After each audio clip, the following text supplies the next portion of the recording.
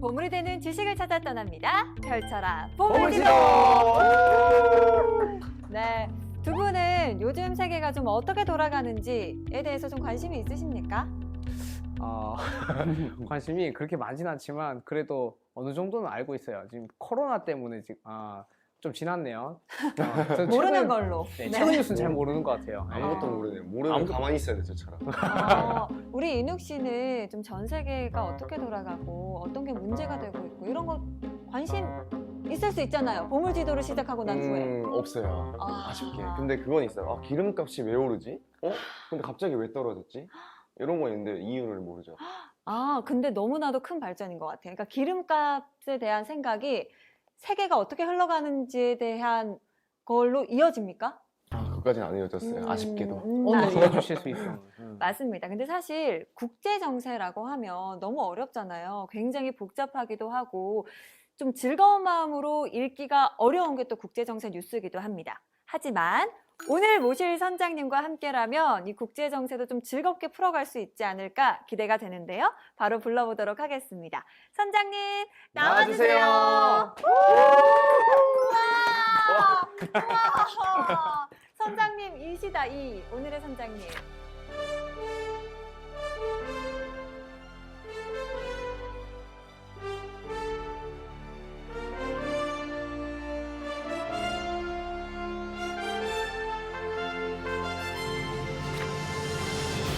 아니 선장님 제가 아까 모시기 전에 국제정세 우리 선장님과 함께라면 어렵지 않다라고 소개를 드렸거든요. 우리가 왜 국제정세를 이해해야 되느냐. 네. 근데 우리가 세계 경제 10대 강국까지 됐잖아요. 네.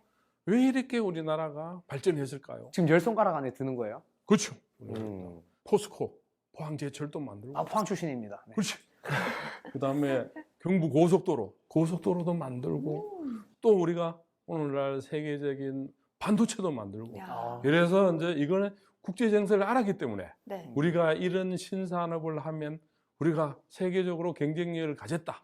이걸 알았기 때문에 오늘날 우리가 세계 경제 10대 강국까지 된 거예요. 네. 이해가 됐죠, 여러분? 이해가 바로 됐습니다. 쏙쏙 됐습니다. 야, 글로벌 시대에 꼭 필요한 지식 강해. 그럼 우리 선장님과 바로 시작해 보도록 하겠습니다. Let's go!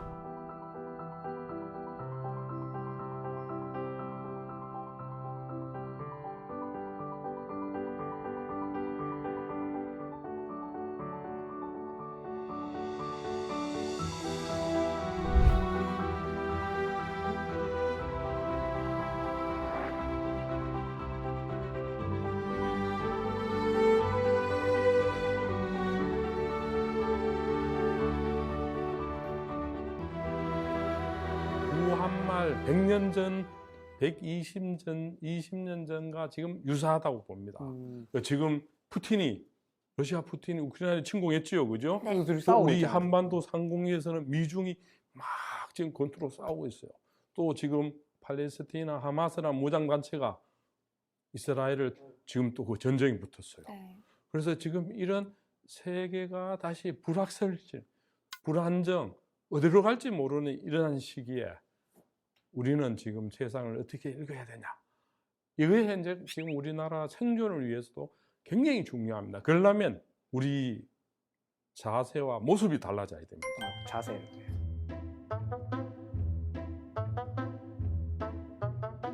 저는 두 가지로 이야기를 합니다. 네. 하나는 뭐냐면 큼큼한 바다에 네. 물고기들 살지요, 그죠? 네. 막 100km 밑에 아무것도 안 보이는데 그런데 물고기들이 어떻게 살아가겠어요? 촉각이 발전해야 되는 거예요, 그죠? 그래서 그 촉각이 발전한 제가 그런 고기를 베렐라라 그럽니다. 이 고기는 나중에 워낙 발전하니까 눈이 2개가 아니고 물고기 눈이 2개 있죠? 네. 이거 4개가 돼버린 겁니다. 저 친구는 눈이 4개인가요? 예. 그러니까 환경에 맞게 진화했다는. 그렇죠, 건가요? 그렇죠. 제가 독일에서 유학을 했어요. 우리 유명한 빠빠빠빠 뭔지 알죠? 베토벤. 운명. 예, 좀 운명, 음악이 이상했지만 그렇지. 알아들었어요. 그 운명을 작곡한 베토벤이 시각과 청각을 다 잃었어요. 네. 그렇지만 뭘 했죠? 작곡. 인류사의 가장 위대한 작곡을 한 것 같이로 지금 세상이 엄청나게 불안정하고 불확실하고 변해가고 있는데 우리는 우리의 촉각과 우리의 시선과 우리 시각을 이 위대한 베토벤이나 이런 베를라 같이 더욱더 촉각을 우리는 더 세워야 된다. 그래서 오늘 보물지도 이 특강이 또 여러분하고 함께 하는 게 굉장히 중요하다는 걸 이제 말씀드리면서 지금부터 시작해 보겠습니다. 우리 한층 진화시켜 주십시오. 네. 네. 네.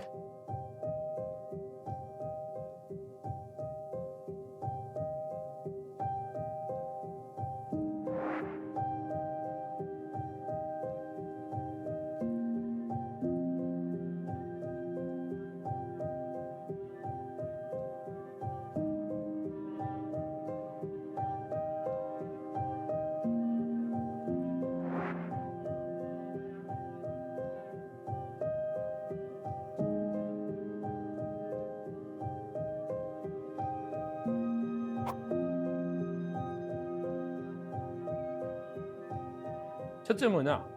그 우크라이나 같은 나라도 우리같이 강대국의 침공을 많이 당했어요. 네.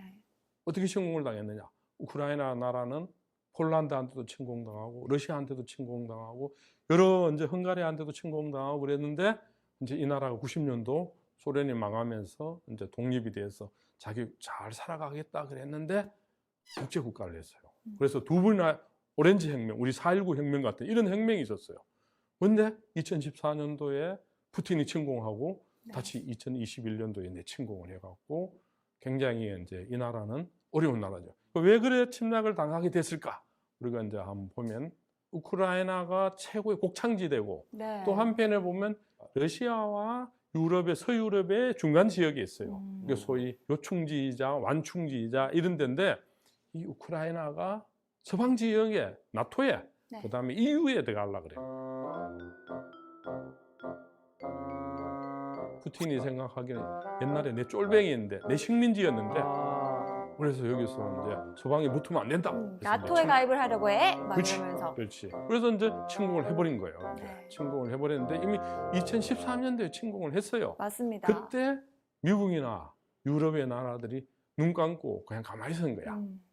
그러니까 다시 크림반도를 점령했는데 또 침공을 해버린 거예요. 이제. 또 가만히 있겠지 하면서 그렇지, 그렇지, 푸틴이 그렇지. 또 침략했군요. 그렇지. 그래 푸틴 생각은 너 침공해도 너희들이 반응을 못 하겠지. 그래서 옛날에 그 유라시아 패권을 내가 쥐야지. 이런 생각을 이제 하게 된 거예요. 약간 과소평가했네요. 그렇지, 그렇지. 선장님, 그런데 러시아는 왜 계속 크림반도를 저렇게 집요하게 노리는 거죠? 크림반도를 노리는 가장 중요한 이유는 그 크케라는 바다가 있어요. 그걸로 지중해로 저 세계로 뻗어가는 거야. 근데 그걸 이제 원래 소련이란 큰 제국 때는 네. 그 우크라이나하고 크림반도가 전부 다 어떻게 보면 다 러시아의 땅이었고 소련의 마음대로 컨트롤을 했었는데 이제 우크라이나의 그 땅이 되고 우크라이나하고 핵을 많이 갖고 있었던 나라잖아요. 그래서 그쪽에서 우리는 나 이제 러시아 너희들하고 안 놀래? 나는 저 서방 아들하고 놀래? 이러니까 안 되겠다. 내가 그 점령해야 되겠다. 우리의 요충지다 해서 점령해버려. 이제 이 핑계를 대요. 내가 침공하게 된 거는 원래 이쪽은 내 식민지였는데 그 나토라는 북대서양 조약기구 이제 군사 동맹이죠. 미국과 독일과 프랑스 다 있는데 이걸 자꾸 옛날에 구소련의 위성 국가들 그러니까 폴란드, 헝가리까지 다 가입하니까 우리도 불안해서 네. 내 권한을 지켜가자. 뭐 이렇게 이제 핑계를 내는데 헝가리나 폴란드는 과거 소련에 있어서 자기네들이 배고프고 쫄딱 망했는데 서방의 양탄자 위에 올라타는 게 우리가 잘 살 수 있겠다. 이런 생각을 이제 하게 된 겁니다. 그러니까 우크라이나도 저쪽 편 붙으면 잘 살 수 있는데 이제 그래서 보시면 이 엄청나게 나토가 확장되게 됩니다.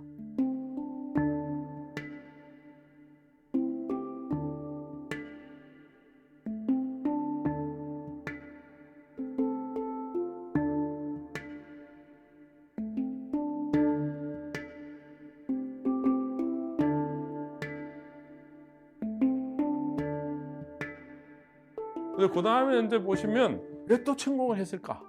지금 러시아 경제가 굉장히 안 좋아요.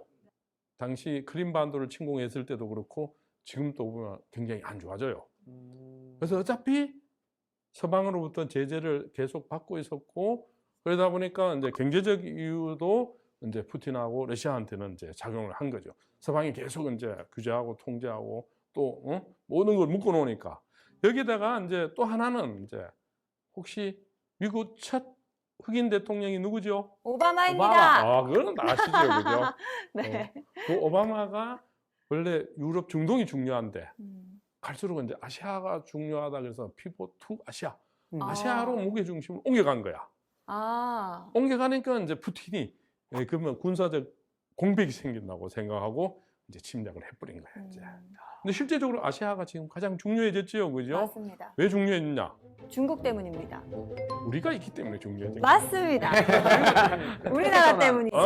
네. 그러니까 우리가 있고 또 중국이 막 따라 올라오고 있고 어. 또 이제 일본도 또 올라가고 또 북한의 러시아 핵도 있고 그 다음에 또 아시안 국가들이 세계 경제의 인구의 30%를 차지하고 경제 전체의 GDP 규모의 또 40% 이상을 차지하는 어마어마한 이제 인구 경제 강국이 되니까 네. 미국도 이제 과거는 유럽이 중요하고 중동 석유가 중요했는데 이제는 아시아가 중요해진 거예요. 이제 근데 아시아를 이거를- 주목하자. 그렇지, 아시아를 주목하자를 그 빈틈을 푸틴이 우악 노린 겁니다. 아. 노려서 이제 침략을 이제 해버린 거죠.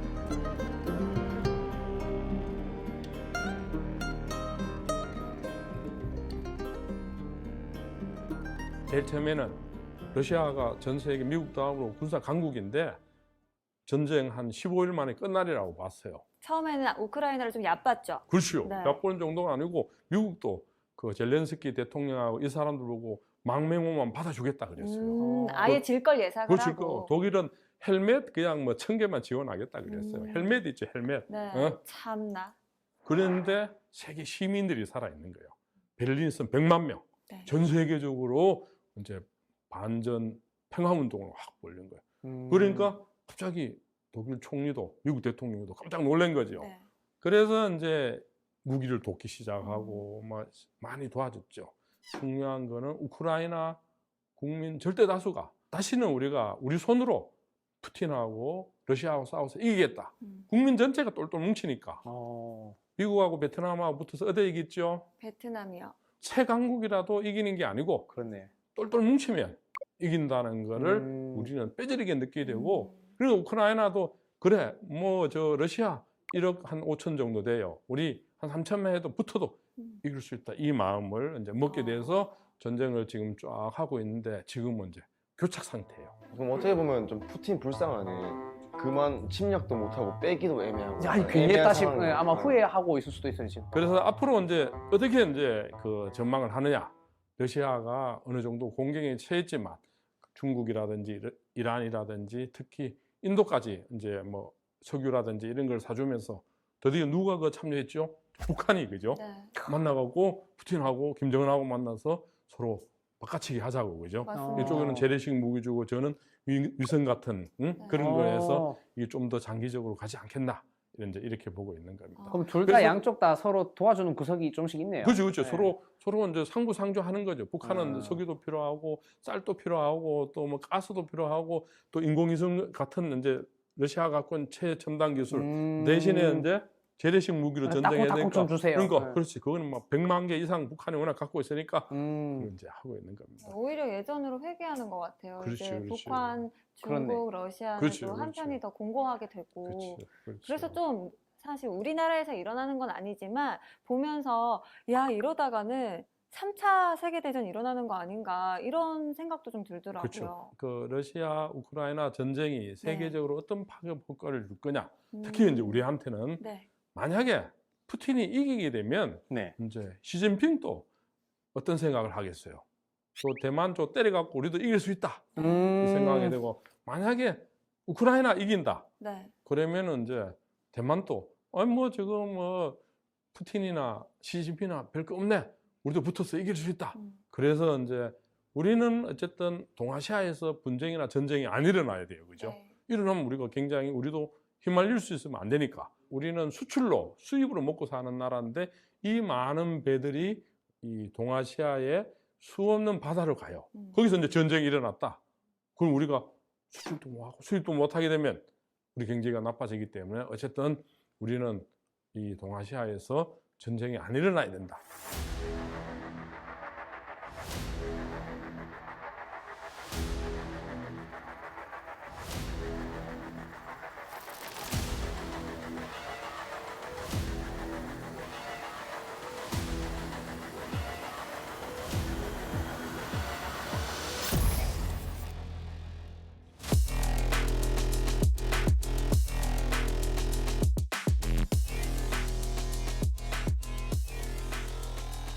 또 지금 이제 벌어지고 있는 이스라엘하고의 팔레스틴 하마스하고의 전쟁, 네.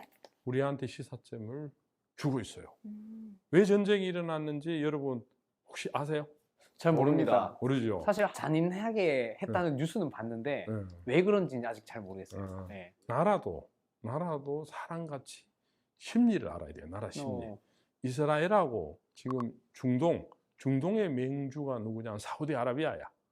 그 다음에 이란. 이거 갖고 이제 싸움을 막 붙고 서로 각축전을 벌이는데 네. 사우디아라비아가 결심을 했어요. 두 나라가 이제 평화롭게 서로 우리가 좋은 이웃으로 살자. 근데 그게 이제 하마스라는 이 무장 단체가 그럼 자기네 설 땅이 없는 거야.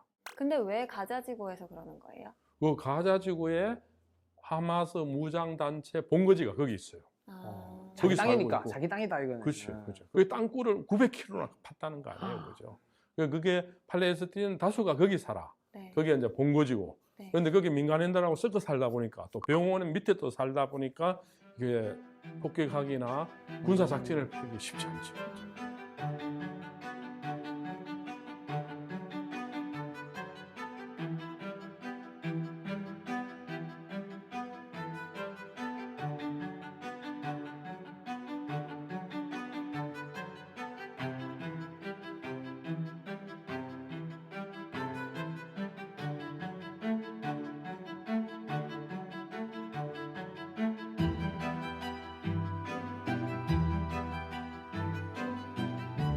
이제 이 이후에도 또 전쟁은 언제든 생길 수 있다고 좀 생각이 되거든요. 그래서 혹시나 그나마 가능성이 있는 좀 예상되는 전쟁이 여기 또 생길 것 같다. 혹은 이런 전쟁이 생기기 전에 막으려면 어떤 걸 또 하면 좋을지 그런 거를 조금 알려주시면 좋을 것 같습니다. 네, 이건 내가 주장하는 게 아니고 네. 전 세계 전문가들이 그러니까 일단은 이제 우크라이나 터졌고 그죠? 그 다음에 이제 이스라엘 팔레스타인 터졌고 네. 다음에 이제 터진다면 전부 다 중국이 대만을 침공하느냐 안 하느냐 이걸 많이 예상을 해요. 그래서 아까도 이야기했잖아요. 침공 안 하기를 우리는 바라야 되고 침공하게 될 경우 이제 우리는 휩쓸리지 않기를 이제 바라야 되고 이제 그래서 최대한 이제 미국이 일본이 대만을 적극 지원하겠다고 지금 이야기를 하고 있거든요. 근데 우리도 지원하겠다 뭐 이랬는데 최대한 어쨌든 우리는 전쟁에 안 휩쓸려야 되고 그 전쟁이 왜 우리한테 중요하냐면 아까도 했지만 우리의 모든 물동량이 글로 다 지나가요. 삼중국해로. 그러면 그게 다 멈춰지면 우리 경제는 뭐 굉장히 타격을, 어려워져요. 네. 이제. 그래서 우크라이나 러시아 전쟁도 그렇고 이스라엘 팔레스타인 전쟁도 최대한 빨리 민간인이 피해 입지 않고 평화적으로 잘 해결되기를 우리는 바라야 되고 또 그랬을 때 저는 그렇게 되리라고 봅니다. 왜냐하면 지구의 이성을 믿습니다. 지구의 이성을 믿고 아무리 악독하더라도 오래 못 가요. 그 악독한 히틀러도 올라가고 망할 수밖에 없고 그래서 우리는 더 선한 마음으로 더 선한 세상을 위해서 우리가 더 노력하고 더 뛰고 그랬을 때 우리한테 더 좋은 미래가 저는 온다고 확신합니다. 그러면 선장님, 사실 이스라엘, 하마스 이런 전쟁들이 그 전쟁 자체로도 너무 마음이 아프지만 일단 우리나라에 미칠 좀 경제적으로든 어떤 악영향이 있을 것 같거든요. 당연히 있죠. 네. 당연히. 우리한테는 이제 또 하나의 위기가 오고 있는 거죠. 좀 두 가지로 지금 영향을 미치고 있고 이제 하나는 뭐냐면 중동에서 또 전쟁이 일어나니까 우리는 이제 에너지를 100% 수입해서 쓰는 나라니까 네. 유가가 올라가죠. 그죠? 물가가 올라가죠. 호선지 올라가더라고요. 그렇지, 얘네 그렇지. 나한테 말도 안 하고 전쟁을 하고. 그 다음에 이제 세계적으로 이제 공급망 자체가 정상적으로 흐르다가 이게 끊기고 막히면 올라갈 수밖에 없는 게 그 중에 하나가 이제 아까 전에 석유, 그 다음에 이제 식량 이런 것들이 지금 올라가고 있죠. 이제 그래서 이런 부분도 이제 하나는 뭐냐면 불장난이 계속 일어나면 안 되죠, 그죠? 우크라이나에서 불장난, 그 다음에 이제 지금 중동에서 그 전쟁이 일어나고, 그 다음에 이 한반도의 전쟁이 동북아에서 일어나지 않아야 되는데 이게 또 지금 세 군데, 네 군데 전쟁이 일어날 가능성을 이미 세계적으로 언론들은 막 이야기하고 있습니다. 그래서 우리는 최대한 그게 안 일어나기를 기도하고 또 그에 대해 철저하게 대비하고 준비해야 된다는 걸 이야기하고 더 철두철미하게 경계하고 또 경계해야 되는 게 이번에 이제 이 두 전쟁이 우리한테 주는 시사점이죠. 여러분 쉽지요, 그죠? 이제 조금 이해가 됩니다. 그렇지. 네.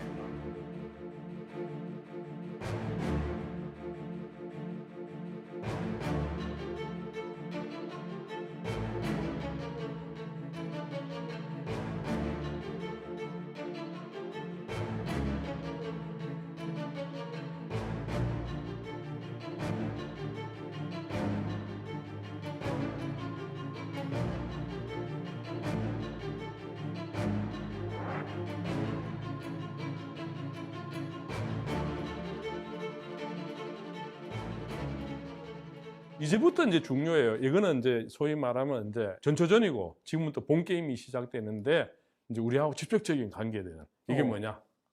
바로 미국하고 중국하고 지금 한판 붙고 있는 거예요.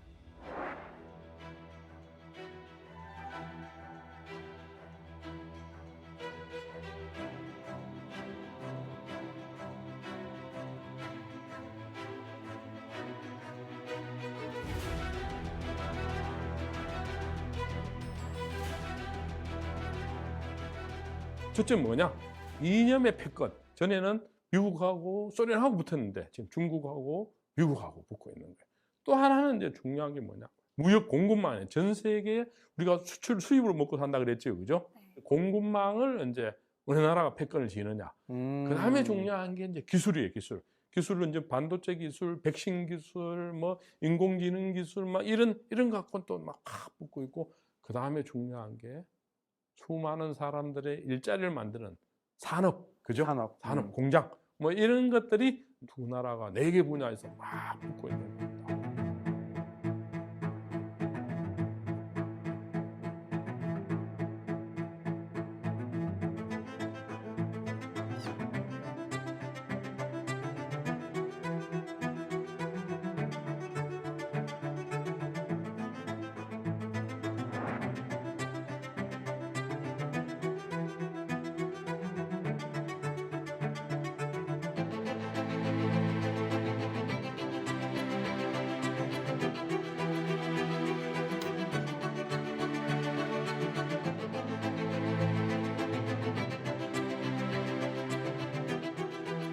지금 미국, 중국과 가장 세게 붙는 게 반도체 전쟁이에요. 사실 우리나라도 뛰어들고 있지 않습니까? 그죠? 아니 우리가 끼어드는 거 우리는 안 끼어들라 그랬는데 미국이 들어와. 니는 우리 편 아이가? 아. 니는 우리 편 아이가? 우리 편에 서야지.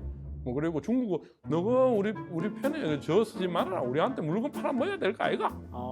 이러고 있는 게 이 반도체 부분입니다. 이 반도체는 삼성이 내건 게 뭐죠? 반도체 가장 중요한 게 내건 슬로건이 있어요. 마누라 빼고 다 바꿔라. 그것도 중요하죠. 그거는 너무 옛날 겁니까? 그래서 가장 이제 내건 게 뭐냐? 초객차를 내건 거예요. 아, 초객차. 초격차. 네. 객차를 중국이 따라오면 안 되고, 확 객차를 벌여야 된다 그랬는데 따라올 수 없을 정도로. 막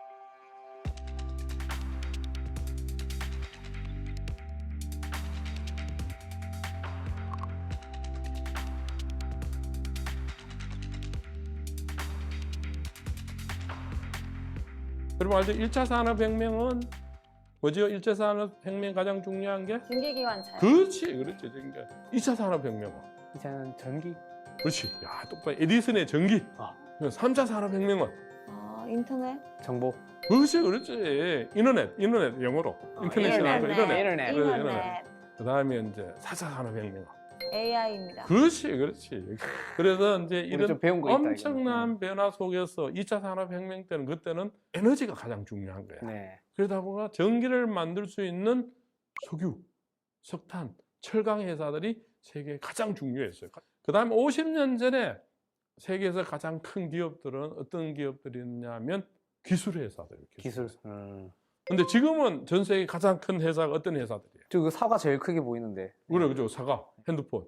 이 핸드폰 하나로 전 세계를 연결시키지요. 그죠? 네. 한마디로 전 세계가 이제 다 네트워크가 되는 이 시대가 되는데 네트워크. 이걸 총체적으로 한마디로 플랫폼 경제라 그럽니다. 플랫폼. 이야. 그러니까 애플, 구글, 아마존 이 안에 뭐냐? 하나의 생태계가 만들어진 거예요. 20억 명이 연결되고 그래서 이제 이 플랫폼 경제가 왜 중요한지를 내가 그다음 딱 보여드리면 지금 벌건 게 뭐냐? 벌건 게 미국이 지금 플랫폼 기업으로 전 세계를 제패해 가는데요. 근데 오른쪽에 보면은 이제 여기에 맞짱 뜨려고 하는 게 이제 중국의 알리바바, 알리바바. 텐센트 들어봤죠? 네. 아이, 그래도 우리 기업이 하나 있죠. 삼성이죠. 당연히 삼성. 삼성이 제형 압도적으로 삼성. 우리나라 기업에 차지하는데 그래서 이제 저는 이렇게 이야기해요. 이 삼성 같은 기업이 앞으로 5개 더 나와야 된다고. 미국도 중국도 그러고 선도 기업들이 세계적으로 경쟁력 있는 기업들이 있어야 되는데 이제 우리도 더 많이 나와야 되는데 지금 4대 기업 이야기하고 있지만 저는 훨씬 더 많이 나와야 된다고 봅니다.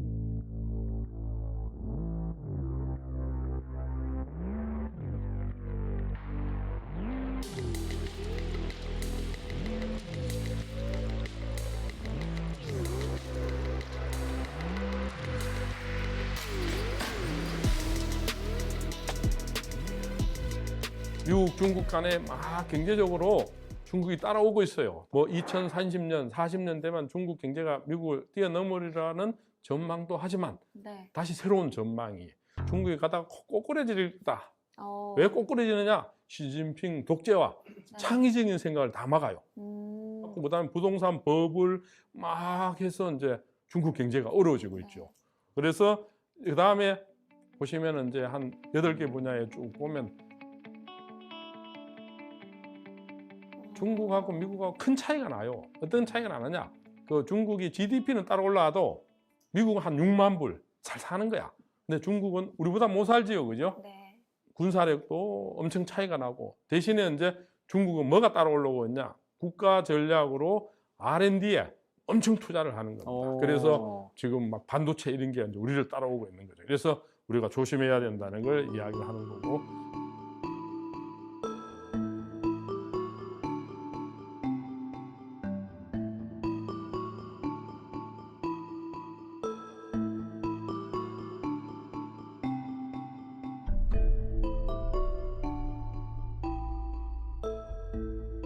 그러면 중국의 미래가 어떻게 될까? 네. 전 세계 사람들이 다 관심을 갖고 있겠지요, 그죠? 네. 그래서 최고 이제 전문가들이 그린 그림은 현재 상태 같이 그래도 계속 시장 경제하고 일당 독재하고 잘 어울려서 가는 거를 음량이 조화를 이룬다. 그게 현재고 그런데 블루 제스민, 자스민 차 말하는 거예요. 그렇지. 아. 향기로운 과거에 취해 있다는 네. 뜻이야. 과거 영화에서 우리가 옛날 최강국이었는데 도취돼서 이제 어려워질 수 있고 그다음에 마지막으로 이제 숨막힌 여왕에서 나라가 잘못하면 해체될 수도 있는.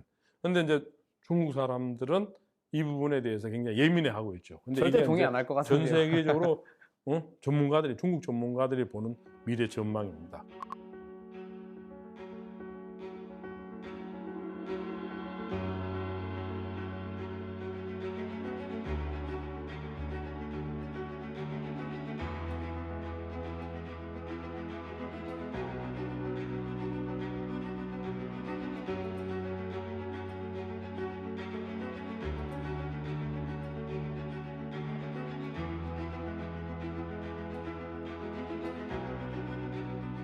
그래서 우리가 중국에 갔던 많은 이제 공장들이 네. 빠져나와서 미국으로 가고 베트남으로 가고 인도네시아로 가고 인도로 가고 이제 이런 건데 이걸 한마디로 알트시아라는 새로운 용어가 나왔습니다. 알타시아. 알타시아. 네. 알타시아는 뭐냐면 알터너티브라고 들어봤죠. 영어로 그죠? 알터너티브 대체. 대안.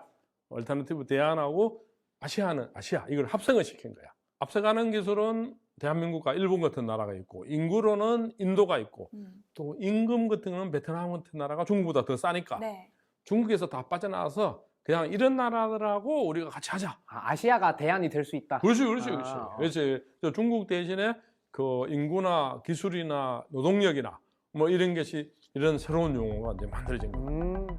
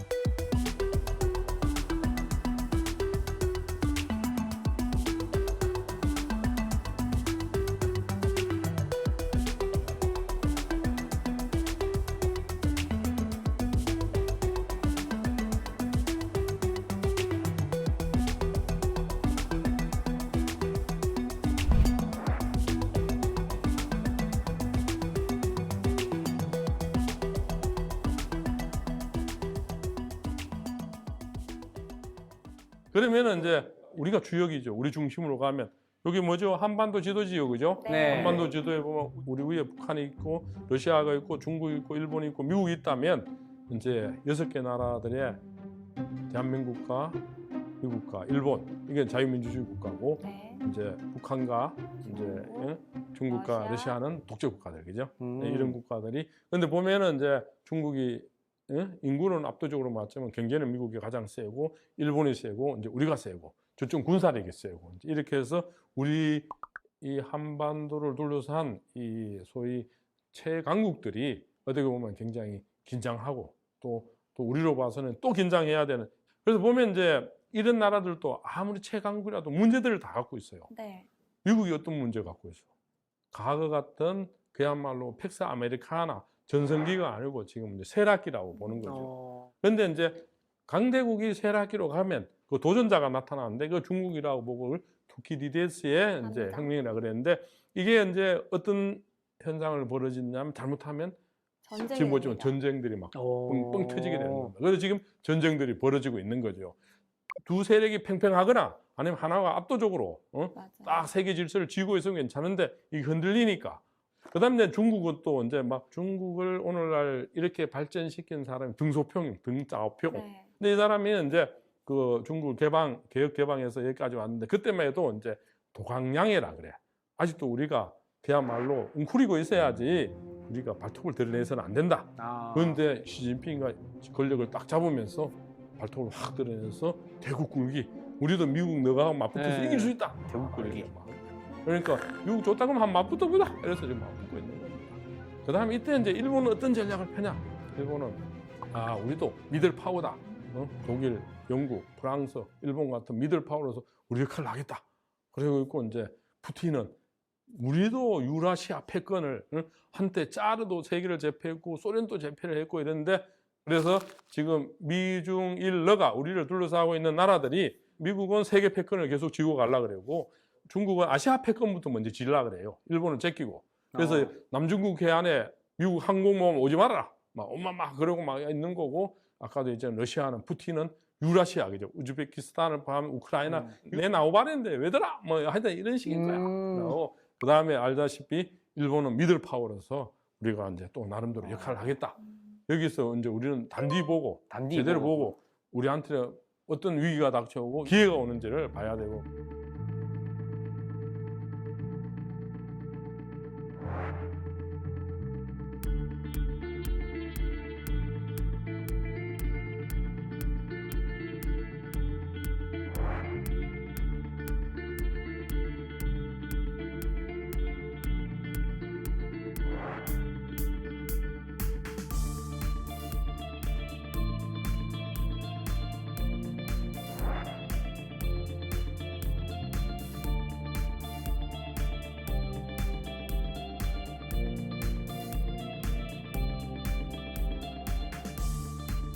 근데 선장님 제가 쭉 들어보면 이제 중국도 힘이 많이 세지고 있고 미국과 중국 이 패권 전쟁이 지금 한창이잖아요. 그렇다면 이 와중에 우리나라는 좀 어떻게 대응을 하면 현명하게 대처하는 걸까 이런 생각이 들더라고요. 네, 아주 좋은 질문입니다. 역시 미국하고는 군사적, 또 정치적, 더나 경제적으로 이제 동맹 관계도 있지만 네. 중국은 경제적으로 굉장히 중요한 전략적 파트너예요. 네. 제가 아까 여러분 알타시아라고 개념을 썼지요, 그죠? 네.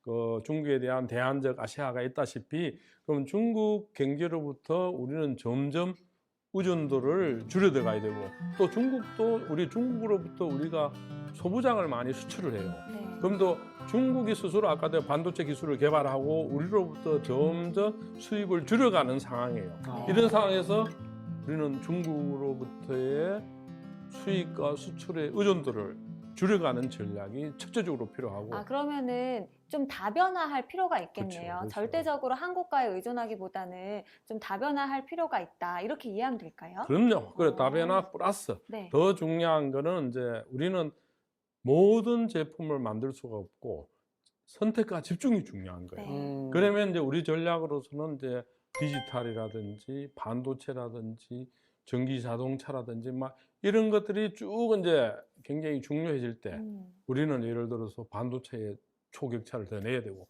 배터리 같은 경우도 중국하고 구체적으로 굉장히 우리 경쟁이 붙고 있어요. 근데 우리 공장들이 어디 갔죠?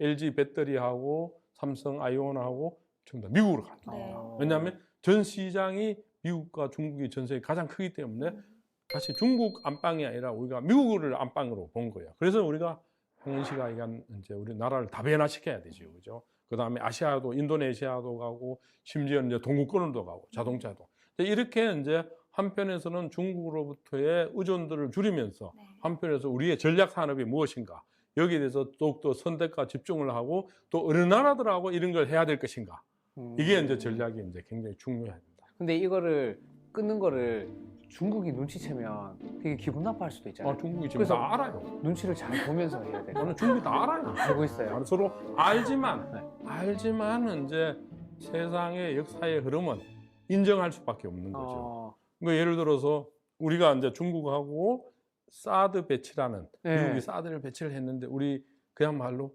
관광객을 안 보내고 한류 한국 드라마 영화를 중국에 다 방영 못하도록 했어요, 그죠? 네. 그렇지만 이제 우리는 어쩌겠어요. 그렇다고 당하는 거죠, 그죠? 당하지만 우리는 다른 방법을 뚫어낸 게 미국과 유럽에 우리가 진출해서 한류를 성공시키는 거죠. 성공했죠. 그러면 궁금한 게 있습니다, 예. 선장님. 그때 성주 사드 기지와 관련해서 한창 뭐 말씀하신 것처럼 우리 콘텐츠를 뭐 못 보게 한다든지 수입을 전면 금지시킨다든지 아니면 게임 산업권을 안 내준다든지 이런 식으로 많이 경제에 직격탄을 미쳤잖아요. 그러면 그때와 또 지금 조금 시간이 지났습니다. 그러면 지금은 좀 어느 정도의 상황인지도 저는 궁금하더라고요. 지금은 이제 중국이 네. 스스로 풀라 그럽니다. 이제. 지금 중국 관광객을 지금 풀지 않습니까? 단체 관광객이 다 옵니다. 그 다음에 이제 한류도 풉니다. 왜냐하면 우리랑 좀 더 중국이 친해지자, 오히려 미국하고 너무 붙지 말아라. 이제 이게 외교고 국제 흐름을 알고 우리가 자신이 있고 경쟁이 있으면 그렇게 가는 거죠. 이제. 그래서 지금 신냉전이라는 걸 한마디로 설명드리면 미국과 소련이 하나는 자유민주주의, 사회주의 붙은 거고 신냉전은 미국과 중국이 붙는데 네. 하나는 미국 중심의 이제 우리나라와 같이 이런 나라고 중국은 이제 러시아, 북한하고 같이 해서 공산권. 네. 독재를 이제 강화시켜요. 네. 이제 여기서 경제적으로 이제 세계 시장이 다 오픈돼 있잖아요, 그죠? 네. 그런데 이 블록들이 지금 계속 만들어지고 있는 겁니다. 벽이 생긴다는 건가요? 그렇죠, 벽이 생기는 거죠. 그러니까 예를 들어서 북미에 또 EU라고 유럽 또 이제 아시아, 아세안 뭐 이런 게 이제 벽들이 지금 계속 만들어지고 있는데 크게 큰 벽은 이제 중국과 러시아, 이란이라는 이쪽 소위 독재 국가들의 벽. 그래서 냉전이라는 용어를 쓰는 겁니다. 옛날에 소련이 사회주의 국가로서의 그랬지만 그래서 이번에 신냉전은 또 이렇게 이제 자유민주주의 대 신독재 국가들이라죠. 그래서 이 신냉전에 우리가 한 중심에 있는 겁니다. 왜 중심이냐? 우리는 북한이 맞대고 있고 중국을 맞대고 있고 또 러시아하고 맞대고 있고 이런 상황에서 그러면 우리가 어떻게 극복해야 될 것인가? 근데 이 부분이 한마디로 설명하면 세계 흐름을 알고 거기에 대한 알맞는 전략 전술을 펴는데 우리도 이제 자부심을 갖고 우리도 돌고래고 자긍심을 갖고 해야 문제가 풀린다는 겁니다. 우리가 자꾸 사대주의, 미국에 막 무조건 눈치만 봐야 되고 중국 센 나라니까 우리가 두려워해야 되고 이걸 버리라는 겁니다. 이게 내가 던지는 지금 오늘 메시지입니다. 자신감을 가지고.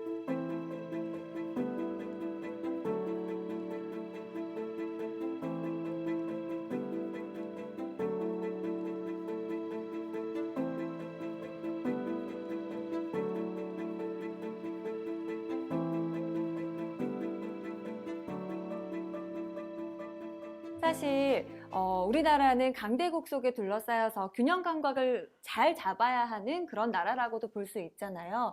그렇다면 좀 본보기로 혹은 모범 사례로 삼으면 좋을 만한 그런 정책을, 외교 정책을 펼치고 있는 나라, 어느 나라를 개인적으로 좀 꼽고 싶으세요? 제가 꿈꾸는 첫 번째 꿈이 미래 대한민국은 독일을 뛰어넘어야 된다. 아, 독일. 독일은 우리같이 분단됐어요. 그거는 전범 국가야. 나쁜 짓을 해서 분단됐고 우리는 강대국에 아고 터져서 분단됐는데 피해를 보는. 네. 그 나라는 외교로 어쨌든 피 한 방울 흘리지 않고 자기가 잘못했는데도 불구하고 강대국들이 다 용서해주는 평화 통일을 이뤘어요. 그래서 제가 여러분들 같은 젊은 세대들을 이제 독일에 같이 방문해서 독일 통일의 문에서 우리가 외친 게 있어요. 통일은 늦었지만 더 멋진 통일로 가자 하고 우리가 그 앞에서 외쳤어요. 그래서 우리는 독일보다도 더 멋진 외교를 해야만이 그야말로 우리는 신냉전에서 또 하나의 강국으로 또 강대국한테 우리가 무시당하거나 그 다음에 억압받지 않고 우리 힘으로 그야말로 통일을 이룩하고 세계 평화의 주역으로 가는 그날이 저는 곧 온다고 봅니다. 사실 저희 나라는 종전 국가가 아니잖아요. 근데 사회주의 국가들이 더 똘똘 뭉치는 요즘 같은 흐름에서 북한을 저희는 늘 리스크를 가지고 있는 나라이기 때문에 이런 부분은 좀 어떻게 대처를 하는 게 좋을까 이런 생각도 많이 들더라고요. 그래서 세상은 어떤 작용과 반작용이 있는 거예요. 그래서 저쪽에 러시아, 중국이 뭉치는 것 같지만은 또 한편은 갈등이 있고 우리도 한미일 뭉치지만 또 국가 나름대로 이해관계가 있는 겁니다. 이제 북한은 이제 우리가 어떻게 접근해야 되느냐, 북한의 실체를 잘 알아야 되겠지만 더 중요한 거는 두 가지라고 보는 거죠. 이제 한편에는 이제 북한을 리스크를 그러니까 핵무장이 지정되지 않도록 끊임없이 외교적 노력을 해야 되는 겁니다. 그 다음에 비군사적 그러니까 인도적 지원을 계속 많이 해야 됩니다. 해야 되는데 독일 사람들이 우리 보고 그래요. 지금 독일은 쭉 가서 통일까지 해버렸어요. 그죠? 네. 그래서 독일 같은 경우는 이제 정치적 전적이었어요. 그러나 그 지도자들은 빌리 브란트라는 위대한 정치 리더가 있었는데 그 정치적 전적이었던 헬무트 콜이라는 이 당시 총리가 전직 총리를 정치적 스승으로 모셔갖고 가서 자문을 구하고 그러면 이제 MB가 예를 들면 DJ를 이제 정치적 스승으로 모시고 그래서 않은데. 통일이 가능했던 겁니다. 그래서 우리도 이제 북한을 다루는 걸 어떻게 다뤄야 될 것인가. 그러려면 남쪽이 또 하나로 통합을 해야 됩니다. 통합을. 첫째도 통합, 두 번째도 통합. 남북 관계도 남쪽이 통합해야 힘이 생기고 또 마찬가지로 그게 통일의 힘으로 갈 수 있는 거고. 그래서 이제 북한을 끊임없이 우리는 설득하고 북한에 어떻게 보면 못난 동생이 있는데 발로 찰 게 아니고 끊임없이 설득하고 노력하고 외교적으로 풀고 또 우리 힘으로 한계가 있으니까 이제 미국하고도 또 일본하고도 그다음에 중국하고도 러시아하고도 그래서 우리 남북의 동포들끼리 어쨌든 또 하나의 민족으로서 같이 이제 미래로 이제 개척해가고 서로 잘 살 수 있도록 이 한반도 남북을 포함한 이 동아시아에 어떻게 평화를 이룩할 수 있을까? 왜냐하면 신냉전에서 우리는 평화를 만들어 가야 돼요. 전쟁 나면 이제 이게 다 지옥입니다, 그죠? 어떻게 우리가 평화를 만들어 갈 것인가?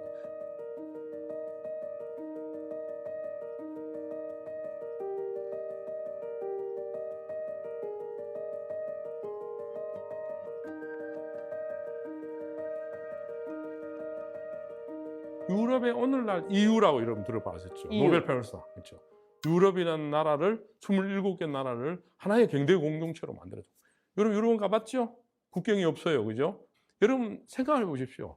EU라는 이 전쟁의 땅이었어요. 네. 30년 전쟁, 종교 전쟁, 1차 세계 대전, 2차 세계 대전 엄청난 전쟁의 땅이었는데 이들은 2차 세계 대전 끝나고 위대한 지도자들이 영국의 처칠, 프랑스의 드골 독일의 아드나와 만났어요. 우리는 다시는 전쟁 없는 나라 대륙을 만들자. 그 합의를 한 거예요. 오늘날 이야기하는 나토라는 국가, 네. 그 다음에 EU란, 특히 EU 공동체는 거의 70년 동안 전쟁 한 번 없는, 아주 국경이 없는, 서로 마음대로 왔다 갔다 하고 거주 이전까지 할 수 있는 그런 나라를, 그런 대륙을 만들었죠. 우리도 이제 그렇게 만들자고 이야기하신 분이 있어요. 이 동아시아에. 누굴 것 같아요? 그 유명한 히토 히로부미를 총살해준 안중근 안중근이? 의사입니다. 예, 아주 뛰어난 겁니다. 한중일 공동화폐를 만들고 공동 군대를 만들고 공동은행을 만들고 이렇게 막 주장한 거예요. 그때 그 생각을 했다고요? 그때입니다. 그러니까 위대한 겁니다. 위대한 거. 이게 이제 신냉전을 깨뜨려가는 겁니다.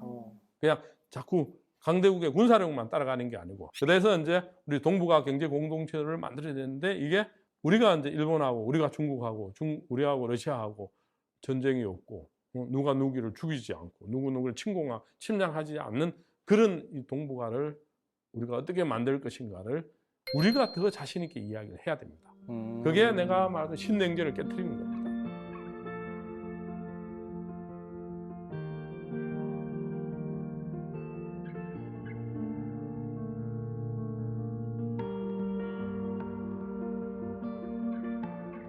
마지막으로 제가 말씀드리고 싶은 거는 이제 우리가 교과서를 잘못 배웠어요.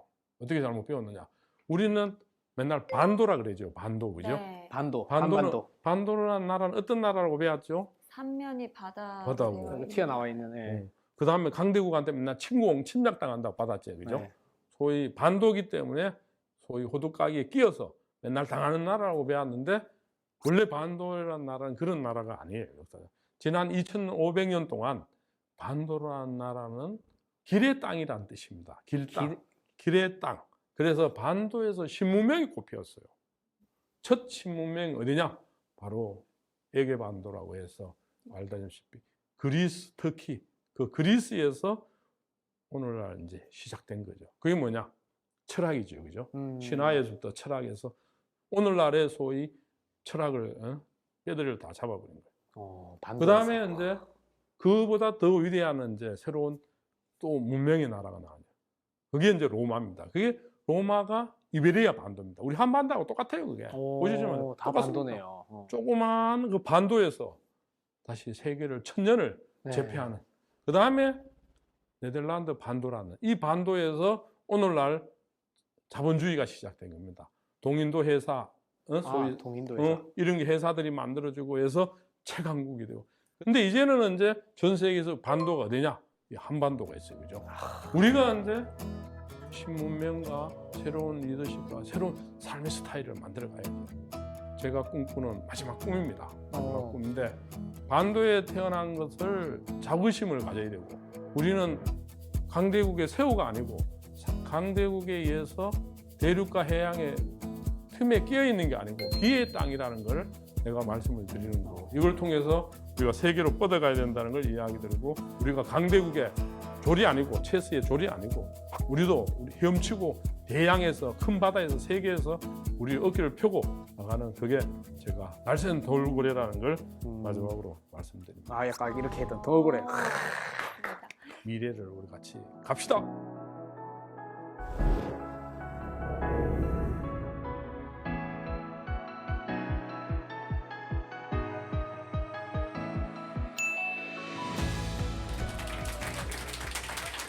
갑시다. 오늘 두 분 사실 국제정세 좀 어려울 수 있는 주제예요. 하지만 우리 선장님이 최대한 쉽고 재밌게 이야기처럼 좀 풀어주셨는데 나름 좀 귀 기울여서 열심히 듣더라고요. 굉장히 뿌듯했습니다. 옆에서 보는데. 모르겠어요. 어떠셨어요? 많이 어렵긴 했는데 사실 네. 뭐 이게 요즘엔 핸드폰에서도 네이버 보면 뉴스들이 많이 나오잖아요. 근데 이런 것들을 보면은 경제 사실 그냥 건너뛰기거든요. 좀 어려워서. 근데 오늘 이런 자리 때문에 좀 많이 배운 것 같아서.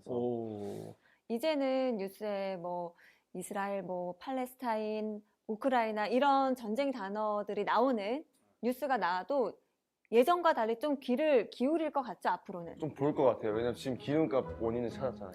그렇기 때문에 한번 들어가서 볼 것 같아요. 이스라엘 뭐 나오면 또 기름값 올라가는 거 아니야? 이렇게 한번 들어가고. 내 삶과 좀 직접적으로 연결이 될 수도 있고 네, 하니까 예측까지 이제 할 수도 있는. 오늘 경환 씨는 어떠셨어요? 네, 저도 사실 우리 이동 선수랑 비슷하게 처음에 국제 정세를 알든 모르든 내 삶에 크게 영향이 있을까 이런 생각을 했는데 오늘 듣다 보니까 확실히 아는 것이 힘이고 사실 주변에서 이런 이야기를 하더라도 제가 진짜 친구들이 이야기해도 스킵하듯이 했는데 이제는 어느 정도 더 이야기도 할 수 있을 것 같고 아까 우리 선생님 알려주셨던 것처럼 어느 정도 예측을 해서 또 이야기해보는 거 그리고 거기에 대해서 내 삶이 어떻게 변할지 예측하고 좀 더 대비를 할 수 있을 것 같아서 일단 좀 더 자신감이 생긴 것 같아요. 오늘 국제 정세에 대해서 또 우리나라에는 어떤 영향을 미칠지에 대해서 좀 깊게 알아보는 시간이었는데요. 오늘 지식항해는 여기서 마무리되지만 또 우리 계속해서 지식항해 떠나봐야죠. 가야죠? 함께 외치면서 끝내보도록 하겠습니다. 다음 주에도 찾아라 오물지도!